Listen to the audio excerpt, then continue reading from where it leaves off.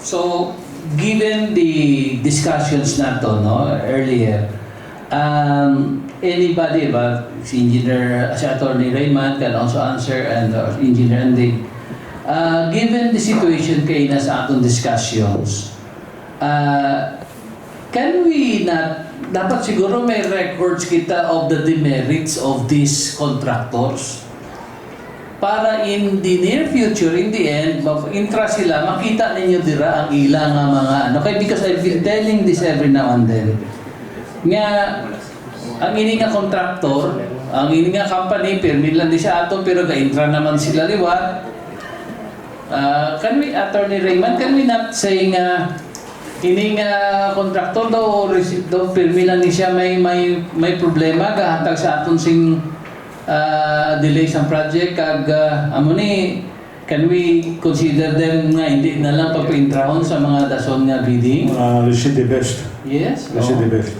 If we are going to base it under 9184, Your Honors, the basis lang get for them to be suspended or to be blacklisted from entering into the bidding or procurement would be existing negative slippages under the 9184 if they have a project with 15% negative slippage existing at the time of the post-qualification or two projects with 10%, automatically, they will be disqualified. However, wala kita ya iban pa nga basis, no, na as you said, a record, no, as long as they can clear those negative slippages at the time of the post-qualification. We are also mandated, no, to not disqualify them as long as they have offered the least amount. So, amo na nakita ko, again, no, this is just a discussion, no, passing. Dili makita naton nga nagutang aton gobyerno gidiya sa disbentaha. No, masiling kita amo na may mga record siya previously, wala mo siya liquidated damages, tapos ma-intra naman siya liwat, delay naman ang project. So, amo na ang point ko diri ba lang because again, if not often, most of the time, kita gidiya ang gobyerno gidiya ang nabutang sa disbentahan, no? So, can we not make any anyway, I don't know, this is just a suggestion. Hindi ta na ay pwede himuon dire. Kaya although sa 9184, muna atong ginasunod, Biblia natin sa procurement. Ang point ko dire bala para, again, parawan nyo kayo na to ang sakwan sa Marine Construction. Nakita na natin nga may deficiency sila sa aton paglibot, wala si mga signages. Tanigin ko na natin sila, gin-penalize na natin sila para from there pa lang ma-realize sila ay stricto ang aton gobyerno. Can you say, Attorney Raymond? With that, sir, I guess the committee can recommend, but it will really depend on the head of the procuring entity, which is the governor, if he will blacklist the erring suppliers or contractors.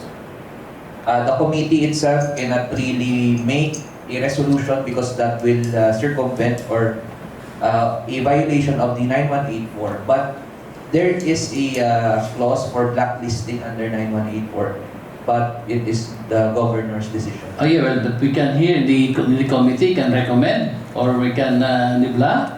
Kasi rin kami go, though hindi magwanta go. So, again, para magbuwan man sila sa aton and they will be serious in their contract with us. So, coming all up, no, to summarize, no, we are in the end na. What shall we do na ma-prevent iniliwat? Ano ang natin himuon to avoid ma-record ini nga concern? Kasi again, nung kulang taon ninyo, I've been my second term, this has been the issues every now and then. Nagkasulit-sulit kita, Engineer Andy. Nagabalik-balik kita sa atong dali nga ano ang dapat natin siguro himuon with this.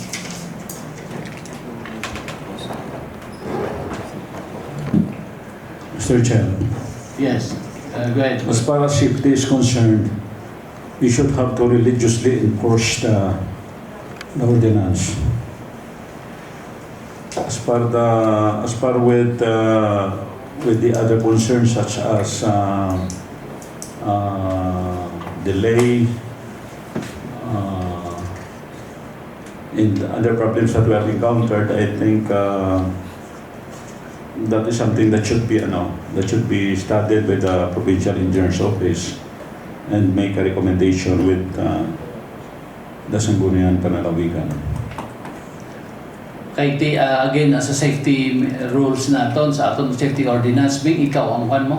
Your office is the one should be, so please, i-kuan mo ini kay it will provide further, if we will be, again, na daw ka agilan sa aton, asa lang kita sa committee hearing, asa lang kita sa amone, pero kung hindi naton ini sila matatagaan sang masampulan niya, again, balik-balik lang ini. No? Palihog ko, abi.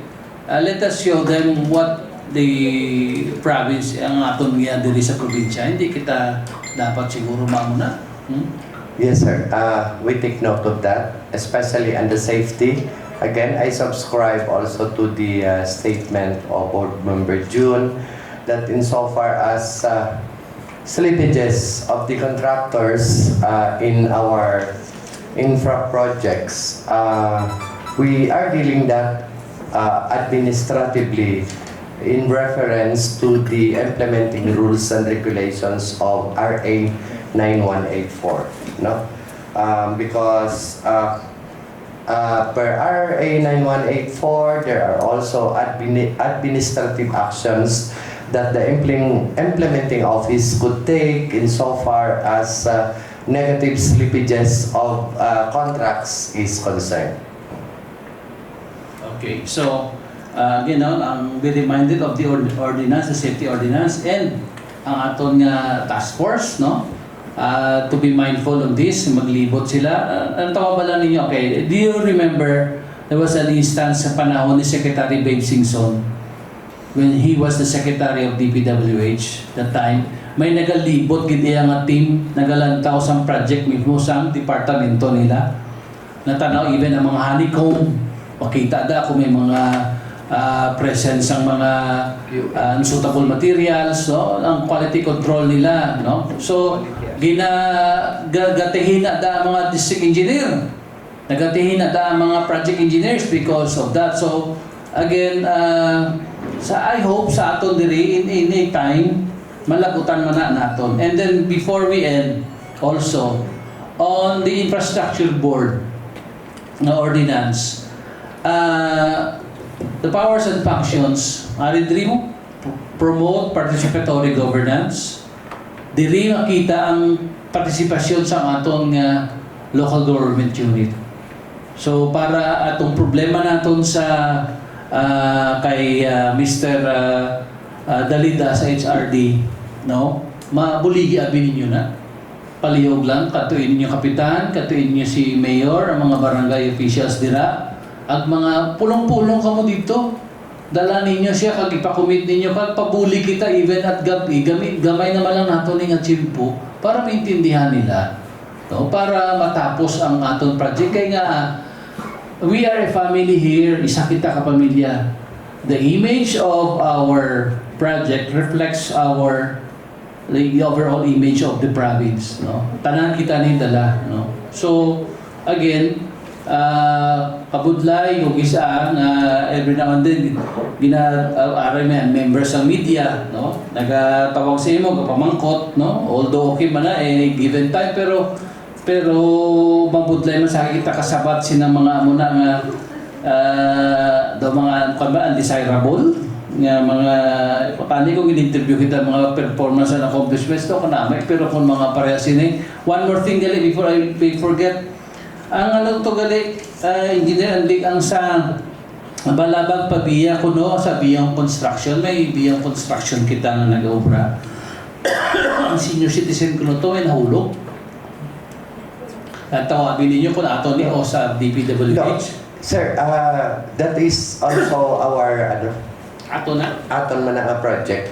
But wala pa kami may nabato na report kung may senior citizen man na nahulog. Yeah, according to our friend from the media, nga may nahulog, and then there's another one.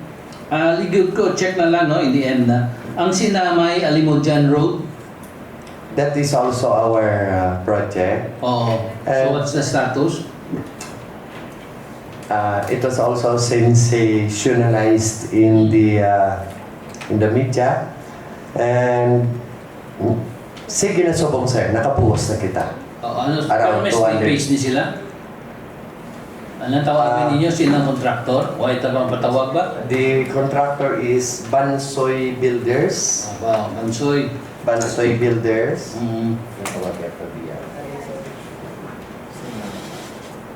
And negative 6. Negative 6 pa lang. Negative 6 pala. Pero hindi na napagpaduga yun. Sir. And then, ang diri sa kay Biyong, wala sila slippage. Yung negative 2. Okay.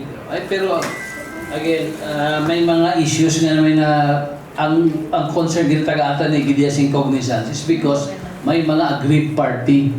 May mga na disgrasya, may mga halitan, no? Sir. So, palihog lang.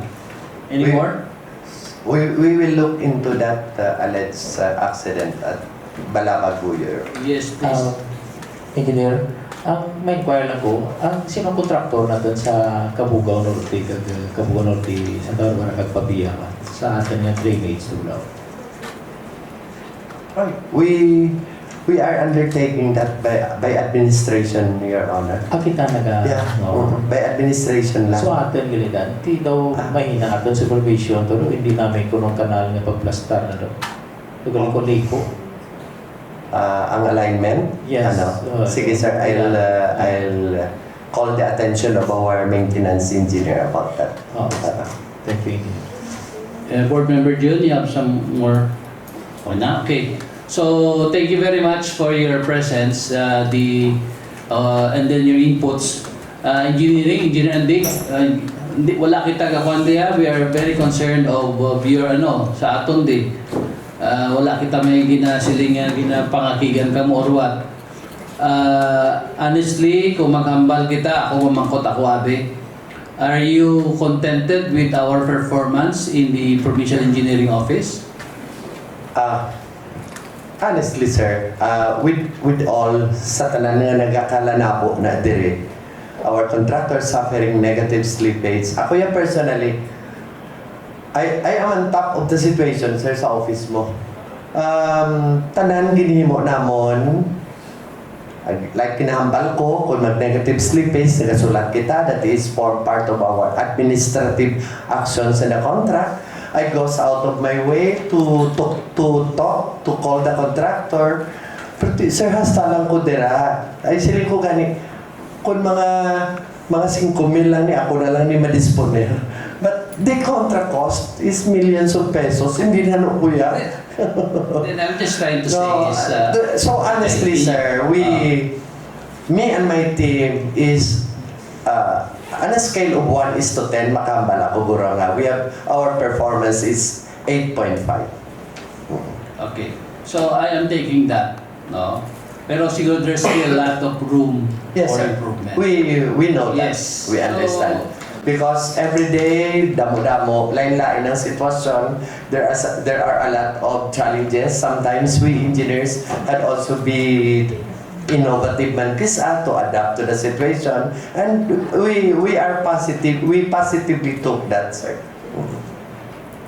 So again, but again, no, rest assured of our support here. That's why we really took time in to have this TRICOM para again makabulig, and then eventually mapukaw naton liwat ining aton mga contractors na diri. And then one more thing, when you submit your irregularly ninyo submit bala kag butangan niyo sang remarks nga inagali na ang iya nga liquidated damage na suspend, no? Palihog lang para ma-guided man ako.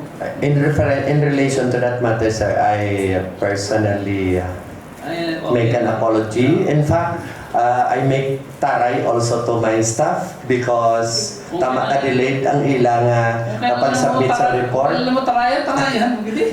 Yes, sir. Because kasi. But I hope that next reporting period we will improve, sir. Okay, so, Attorney Rayman, you have something to say? Okay naman, thank you for your presence, Daday, and Orwin, thank you. Again, at least may idea kita, no? Very fruitful ang ining undertaking sa buong hapon. Thank you very much, Board June, Board Munsik.